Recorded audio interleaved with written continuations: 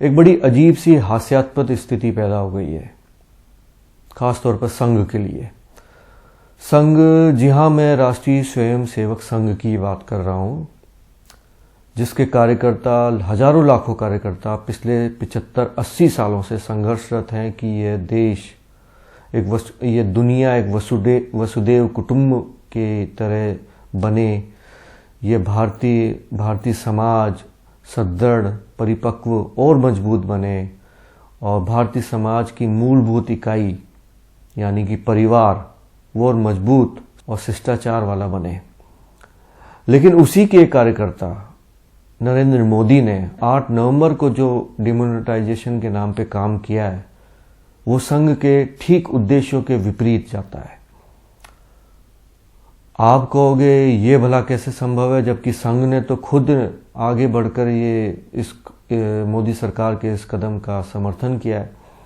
संघ 8 नवंबर का मोदी सरकार का फैसला, संघ का उद्देश्य, बचत और इन सब में क्या तालमेल है, क्या संबंध है, मैं थोड़ा सा वही कुछ उदाहरण के साथ आपके सामने रखना चाह रहा हूं कि हमारे जो भारतीय समाज है या परंपरा है, उसकी इकाई परिवार है। आप कहोगे यार इकोनॉमिक्स में ये क्या तूने परिवार घुसेड़ दिया, संघ घुसेड़ दिया, मोदी घुसेड़ दिया, जो भी है।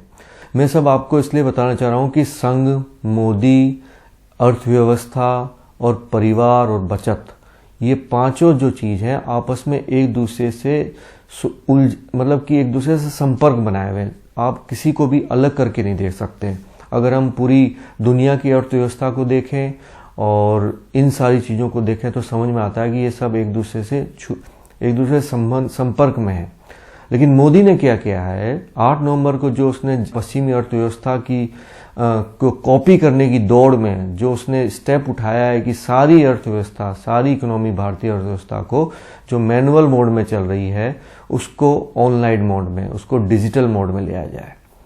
और डिजिटल मोड में लाने के बहुत सारे फायदे वो जो गिना रहे हैं अपने एडवर्टीजमेंट में, अखबारों में दे के, लेकिन उसके नुकसान बड़े ही विध्वंसकारी, बड़े ही खतरनाक और संघ की विचारधारा के तो ठीक विपरीत जाते हैं। आप कहोगे ये कैसे संभव है, तो इसको समझने के लिए, इस चीज को समझने के लिए मैं आपके सामने एक बात, बहुत ही किसी ज्यादा पढ़े लिखे होने की जरूरत नहीं है, एक अनपढ़ भी इस बात को बड़े आसानी से समझ सकता है, जिसको कुछ भी साक्षर ज्ञान नहीं है। मैं एक आम आदमी के बारे में की भाषा में बात करता हूँ। परिवार हमारे समाज की एक मूलभूत इकाई है। ये हमारे समाज में, एक संस्कृति में, ये बचत का एक बहुत बड़ा उसका एक दखल है, एक इम्पोर्टेंस पहलू है हमारे पूरे परिवार में कि हर कोई बंदा बचत करता है। एक माँ बाप अपने बच्चों के लिए, अपने क्लोज वन के लिए, अपने बहुत ही जो खास होते हैं उनके लिए बचत करते हैं ताकि मुसीबत के समय वो पैसा काम आए। वो बचत एक पैसे के रूप में भी हो सकती है, वो बचत एक जमीन, एक प्लॉट, एक गोल्ड की ज्वेलरी, एक शेयर मार्केट में खरीदे हुए शेयर, किसान विकास पत्र, LIC, और मतलब किसी भी रूप में हो सकती है वो बचत। और वो व्यक्ति बचत करता है ताकि वो अपने परिवारजनों की संकट के समय सुरक्षा करे। ठीक वैसे ही एक देश भी अपनी अर्थव्यवस्था में बचत का एक पैमाना लेके चलता है। और हिंदुस्तान उन अच्छे देशों में से एक है जिसकी अर्थव्यवस्था में बचत का रेशियो कुल GDP का औसतन एवरेज 33 या 32% रहता है, जो पिछले कुछ सालों से थोड़ा कम हो गया, 29-30% पे आ गया है। मैं आपको इसलिए बता रहा हूं कि जब एक परिवार पे जब मुसीबत आती है तो बचत का धन, जो संकट का धन है, वो ही उसको उससे उबारता है।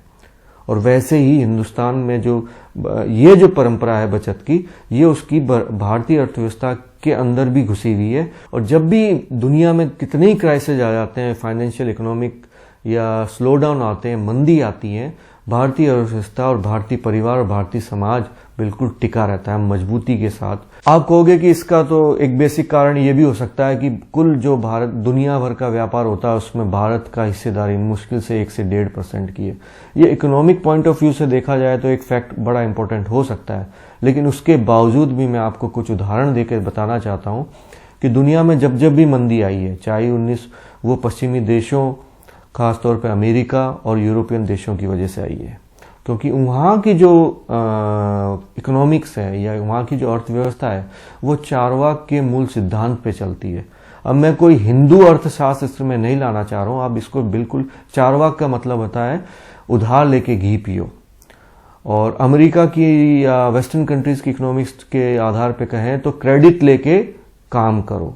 तो वहाँ की जो इकोनॉमिक्स है, वहाँ की जो अर्थव्यवस्था है, वो सारी इसी फिलॉसफी पे चलती है कि क्रेडिट लो और अपना पर्पस सॉल्व करो, क्रेडिट लो अपना पर्पस सॉल्व करो, क्रेडिट लो, लोन लो और अपना काम करो, ये चलता है। और जब क्रेडिट नहीं चुका पाते तो बैंकिंग और फाइनेंशियल इंस्टीट्यूशन बैंकरप्ट हो जाते हैं, कैश रप्ट हो जाते हैं और पूरी इकोनॉमी धाराशायी हो जाती है। और फिर से भाई लोग, चूंकि डॉलर इनके बाप का है, तो जैसे चाहते हैं छापते हैं, बनाते हैं और ये फिर से अपनी अर्थव्यवस्था को पटरी पे ले आते हैं। लेकिन चूंकि इनका इंटरेक्शन पूरी दुनिया की इकोनॉमी से है, तो जब भी इनमें स्लो डाउन आता है तो दुनिया की जो इकोनॉमी है, अलग अलग देशों की इकोनॉमी है, उसमें पूरा भूचाल या यह कहते हैं कि उसका इफेक्ट उस पर पड़ता है। चाहे 1938 का स्लो डाउन ले लो अमेरिका में, चाहे 1978 का स्लो डाउन ले लो अमेरिका में, चाहे फिर 2000, आज से करीब 8 साल पहले 2008 का। आपको ध्यान होगा 8 साल पहले अमेरिका में सब प्राइम क्राइसिस आया था और वहाँ ये हुआ था कि एक ही प्रॉपर्टी है और उसको 10-10 बैंकिंग या 10-10 फाइनेंशियल इंस्टीट्यूशन ने उसको लोन दे रखा है। अब सोचिए एक ही प्रॉपर्टी पे करीब 10 लोग उसको उस प्रॉपर्टी को लोन दे देते हैं, तो आप मान के चलो कि वो प्रॉपर्टी केवल एक इंस्टीट्यूशन या बैंक का लोन चुका पाएगी, बाकी 9 का नहीं चुका पाएगी। नेचुरली जिन्होंने उसको 9 ने लोन दिया है वो अपने फिर वो रिकवर नहीं कर पाएंगे और वो रिकवर नहीं कर पाएंगे तो वो बैंकरप्ट होते हैं। तो प्रॉपर्टी बाजार में अमेरिका में इसी तरह के लोन दिए गए और लोन जब नहीं गए तो वहाँ के बैंकरप्ट हो गए फाइनेंशियल इंस्टीट्यूशन और बड़े बड़े बैंक और इंस्टीट्यूशन धाराशायी हुए। इसका असर हमारी भारतीय अर्थव्यवस्था पर भी पड़ा। उस समय की मनमोहन सिंह सरकार ने या जो भी स्टेप उठाए हैं, जो भी उठाए होंगे, लेकिन कुल मिला के जो भारतीयों की बचत की परंपरा थी या सेविंग की जो हैबिट थी, आदत थी, उसने हमें इस झंझावत जो 2008 में झटका आया था और उससे पहले जितने भी झटके आए थे उन सब से बचा के रखा था। और हमारा संघ, राष्ट्रीय स्वयं संघ भी ये कहता है कि परिवार बचेगा तो देश बचेगा और देश बचेगा तो दुनिया बचेगी।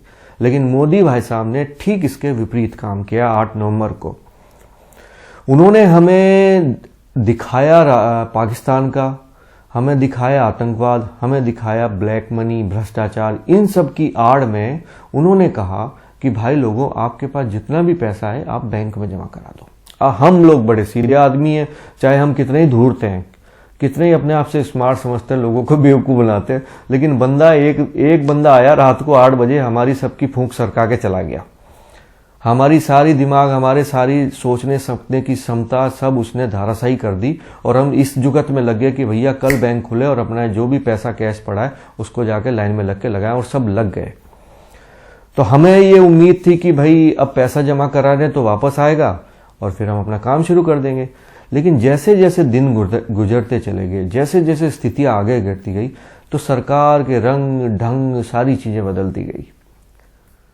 मतलब जो सरकार हमें कहती थी, 8 तारीख को मोदी ने कहा था कि भैया तुम पैसे जमा करा दो, हर पैसे के बदले में तुम्हें 4,000 रुपये दूंगा, 4,500 रुपये दूंगा बदल के, और 24 नवंबर के बाद में तुम्हें इसमें और इजाफा कर दूंगा इसमें।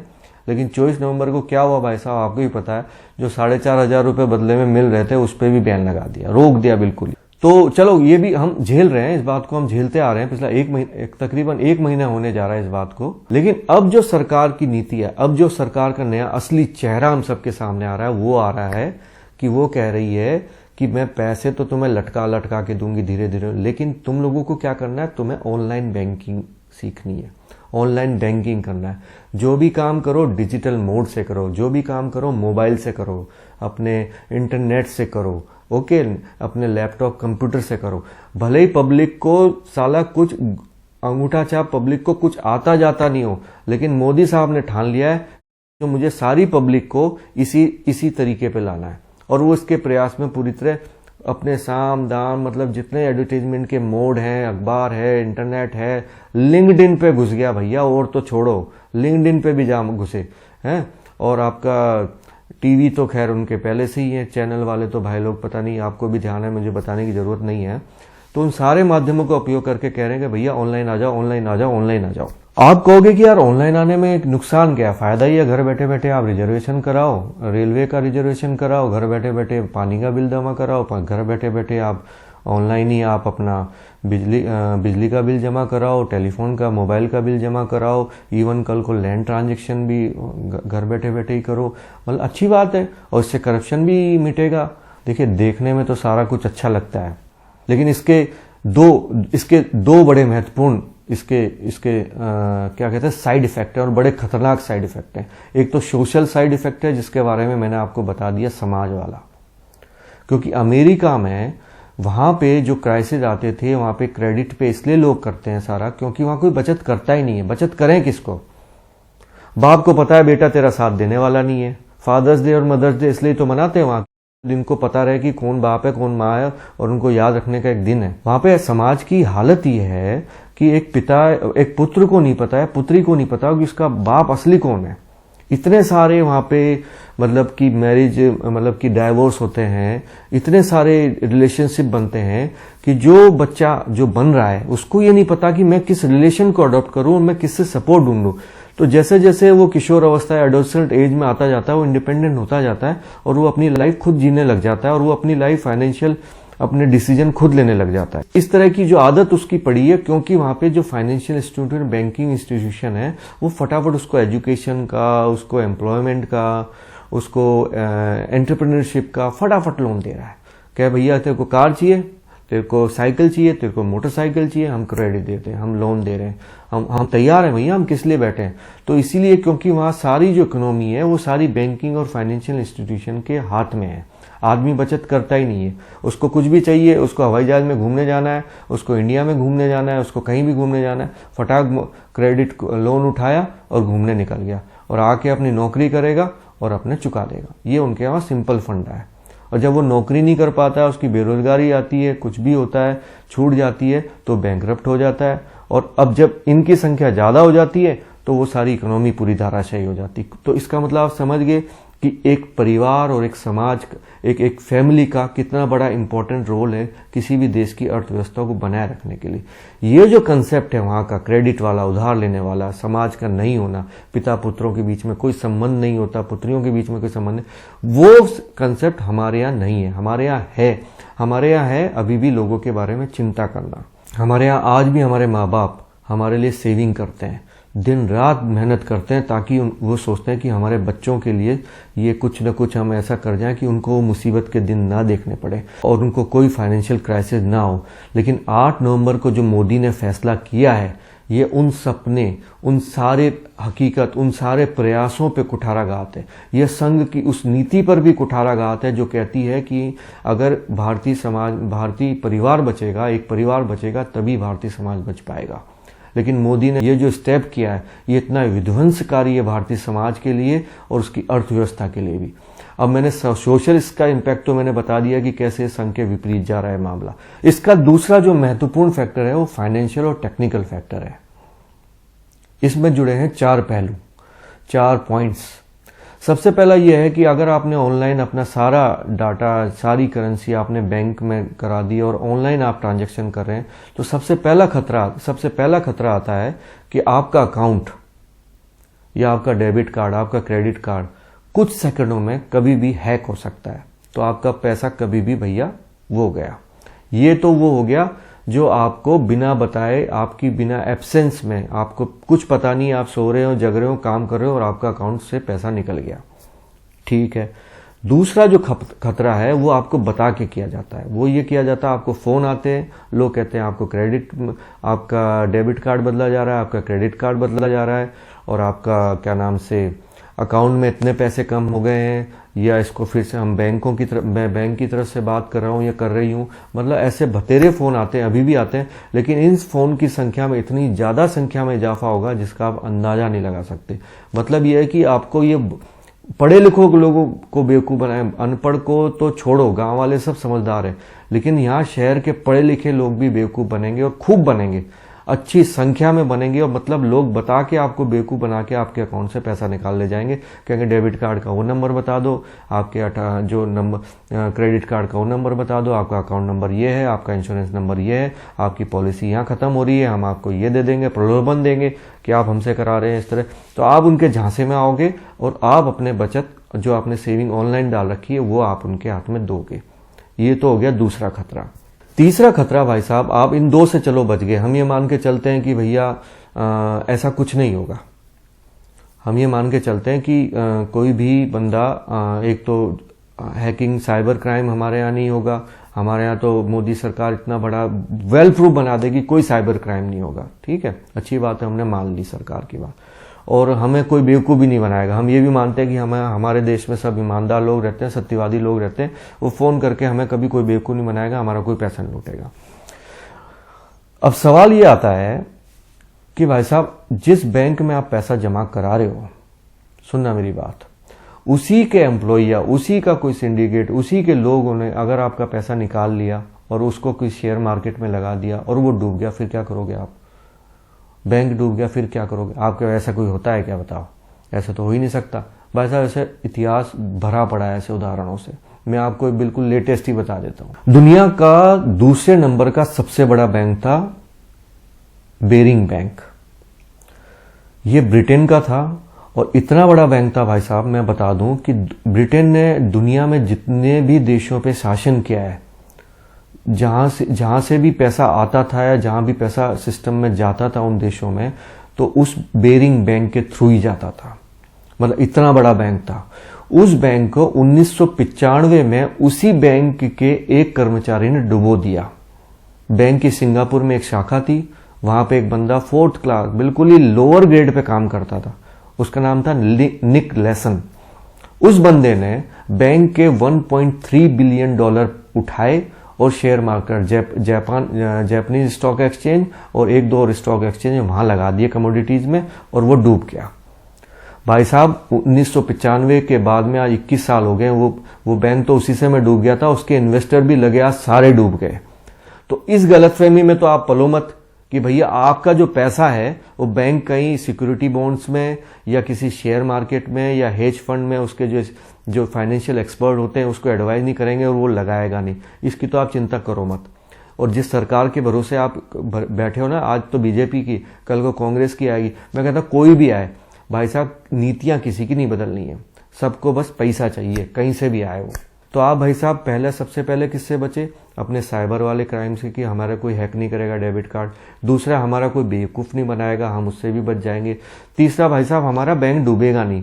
तो मैंने बता दिया कि भैया तीनों चीज़ें होती हैं दुनिया में और हुई हैं। उसके बावजूद हम ये मान के चल रहे हैं और हमारे मोदी जी भी मान के चल रहे हैं कि ऐसा कुछ नहीं होगा, सब कुछ सही होगा। मतलब हमारे यहाँ सब सत्यवादी है, दुनिया में भी सब ईमानदार हरिश्चंद्र की औलादें हैं। ठीक है। चौथा खेल आता है किसका, जो सबसे खतरनाक है। आप ये पैसे किसके भरोसे करा रहे हो कि आप ये सोच रहे हो कि चलो मोदी जी ने कहा है इसलिए लग देते हैं। चलो किसी इरादे से भी कहा हो, आप आतंकवाद दूर करना है, पाकिस्तान दूर करना है, भ्रष्टाचार दूर करना है। वो बात दूसरी है कि 2 दिन बाद ही आतंकवादियों के 2-2 हज़ार के नए नए नोट मिल रहे हैं और नकली नोट भी मार्केट में आ रहे हैं। वो सारी बात दूसरी, मैं उस पर तो बात ही नहीं कर रहा। मैं तो कह रहा हूँ कि आप एक भरोसे पे जा रहे हो सरकार के, और वो सरकार आपको पैसा दे रही है और आपको धकेल रही है प्लास्टिक मनी और ऑनलाइन ट्रांजैक्शन पे। उसके बावजूद भी आप सोच रहे हो कि नहीं 2-4 दिन में स्थितियां सुधरेंगी। सुधरने वाली नहीं है भाई साहब। मैं आपको यही तो बताने की कोशिश कर रहा हूँ। सरकार का जो मैं चौथा एस्पेक्ट जो सबसे खतरनाक है, आपने भरोसा किया मोदी सरकार पे, और मोदी सरकार ने क्या किया है, आपकी जो बचत का पैसा था वो लगा दिया शेयर मार्केट में। आपको गए क्या बकवास कर रहा है, हमारा पैसा बचत का पैसा कैसे लगा सकती है? बिल्कुल सही कह रहा हूं भाई साहब। EPFO एक संगठन है, कर्मचारी भविष्य निधि संगठन, एम्प्लॉयमेंट प्रोविडेंट फंड ऑर्गेनाइजेशन।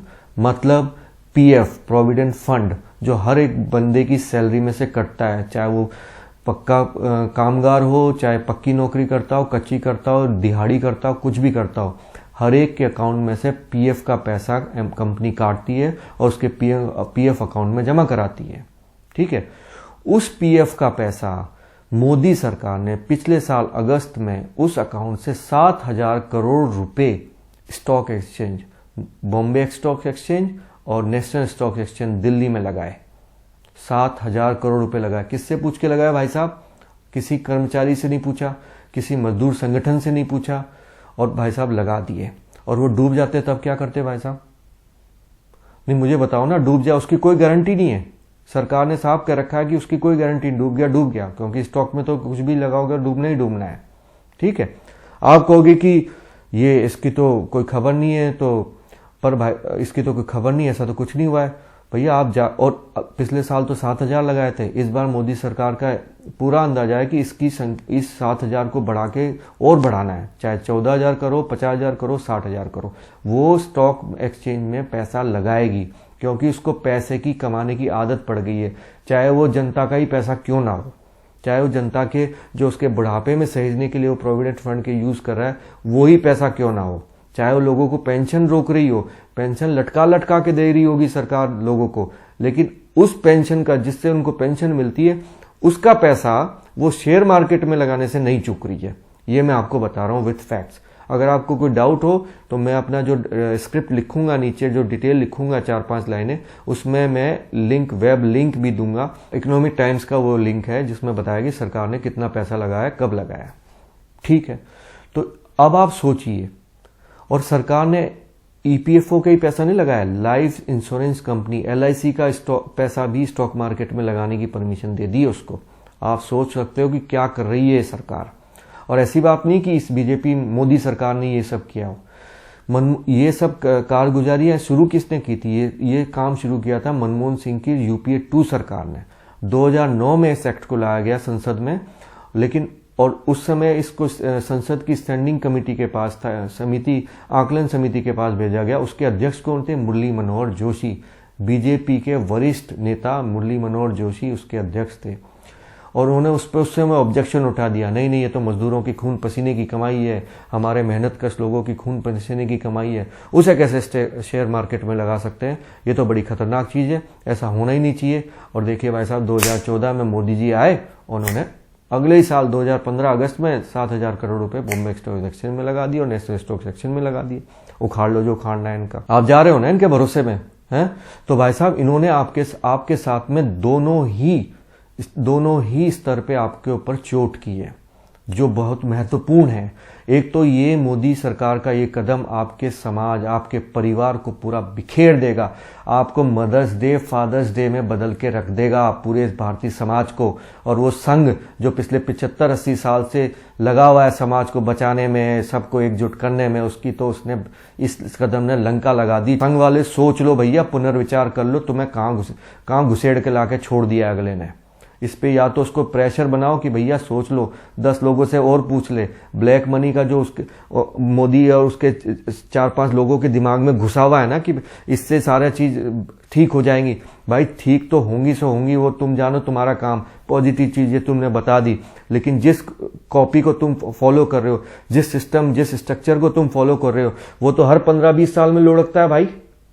वो तो हर 15 से 20 साल में लुढ़कता है। अमेरिका तो फिर भी अपना उल्लू बेवकूफ बना के पब्लिक को निकल लेता है। यूरोप की तो लंका लगी हुई है। 2012 में ग्रीस लुट गया था, ग्रीस, एथेंस, जहां पर ओलंपिक की शुरुआत हुई थी। 2012 में वहां की लंका लगी हुई है, अभी तक नहीं उभर पाया वो वहां से। और अभी उससे पहले लगी थी पुर्तगाल की, उसकी, जहां से आपका बहुत बड़ा फुटबॉलर रोनाल्डो आता है, जो सबसे अच्छा सॉकर खेलता है, जो है उस देश की बात कर रहा हूं मैं, पुर्तगाल है। उसके बाद लगी स्पेन की है, और अभी जूझ रहा इटली। आपको बता दूं, ब्रिटेन जो यूरोप से अलग हुआ इसीलिए हुआ है। वो उसने कहा मैंने ठेका नहीं लिया इन सारे नालायकों देशों का, मैं इनके फंड, इनके लिए लोन देता फिरूं और अपनी देश की जनता का सत्यानाश मारूं। इसीलिए ब्रिटेन के लोगों ने जनमत संग्रह में वहां से हटने का फैसला किया कि हमने कोई ठेका नहीं ले रखा कि यूरोप के लोगों को पालते पड़े, जो सारी जिंदगी उधार के जीवन, उधार की इकोनॉमी पे जीते हो, जो क्रेडिट पे जीते हो। तो भाई साहब, जो इकोनॉमी अमेरिका में फेल हो चुकी है, जो इकोनॉमी यूरोप में फेल हो चुकी है, उस इकोनॉमी स्ट्रक्चर को मोदी सरकार क्यों अडॉप्ट कर रही है? मतलब ब्लैक मनी का जो ये बेवकूफ बनाने वाली बात है। मतलब ब्लैक मनी का कोई लेना देना नहीं है, आतंकवाद का कोई लेना देना नहीं है। ये भाई लोग आप लोगों को ऑनलाइन ला रहे हैं। ऑनलाइन के मैंने 4 खतरे आपको बता दिए, और सबसे बड़ा खतरा तो वही है, जो रक्षक है वही हमारा पैसा स्टॉक में लगाने को तैयार बैठा है। और ऐसा नहीं कि लगाने को बैठा है, लगा चुका है और भाई साहब को इतने हौसले बढ़ गए कि पिछले साल तो 7,000 लगाए थे, अब की बार और ज्यादा लगाएंगे। तो मेरी भाई लोगों आपसे हाथ जोड़ के विनती है, और मोदी और उनके साथ के जो भी कारिंदे इकोनॉमिस्ट अर्थशास्त्री है भैया, उसके सामने तुम्हारी मुंह नहीं खुलता होगा, किसी एमपी का नहीं खुलता होगा, मंत्री का नहीं खुलता होगा।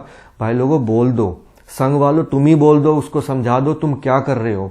सारी चीजें ऑनलाइन डाल दोगे, बचेगा क्या? तो यही मैं बचाने की कोशिश कर रहा हूं कि अब आप लोग समझ लो संघ क्या करेगा, मोदी की खिलाफत करेगा नहीं करेगा, क्या होगा क्या नहीं होगा, इन दोनों को आपस में भाड़ में जाने दो। कांग्रेस करे कोई करे नहीं करे, हमें उससे मतलब नहीं। मैं तो आम बंदा हूं, मैं कोई बिजनेसमैन नहीं हूं, मैं कोई कुछ नहीं हूं, मैं सिंपल किसान का बेटा हूं, थोड़ा बहुत पढ़ा लिखा हूं या थोड़ी बहुत चीजें जानता हूं, उससे ज्यादा मेरे को कोई समझ नहीं है। ठीक है, मैं एक आम बंदा हूं। और भाई लोगों आपसे भी अपील करता हूं कि सरकार को बताए, अपने अपने तरीके से बताए, कोई भी वॉयलेंस का सहारा न ले। मतलब वॉयलेंस तो बिल्कुल नहीं, मतलब ही नहीं है। जो बात से मुंह से हो सकती है, वॉयलेंस का क्या? आप प्रोटेस्ट करो, अपना विरोध जताओ, लिख के जताओ, सड़क पे उतर के जताओ, जिस तरह से फोन करके बताओ, मेल करके बताओ, और उस अगले को व्हाट्सएप का बड़ा शौक है, वो सारी चीजें करके बताओ। तो भैया उसको बताओ, भैया तू कहाँ ले जा रहा है, हमारी तो रेल बनाएगा, हमारे समाज, हमारा स्ट्रक्चर, हमारे सबको सिस्टम को ही फेल कर रहा है तू भाई। है कल को होली दिवाली कौन मनाएगा भाई किसी से? जब तू एक परिवार ही नहीं रहेगा तो कोई बाप अपने बेटे का नहीं हुआ, पड़ोसी का कहां से हो जाएगा वो? नहीं, क्या रहे हो तुम लोग? मेरे ख्याली पुलाव नहीं है भाई। तुम देख लो ना वेस्टर्न कंट्रीज का क्या हाल है, वहां इकोनॉमिक क्रैश होती रहती है, सोसाइटी वहां है नहीं है, वहां तो सत्यानाश हुआ है। मैं तो बात ही नहीं करना चाह रहा हूं, तुम अपना सत्यानाश करने में तुले हुए हो, उनके मॉडल को अडॉप्ट करके। सोचो भाई, what this nonsense going on.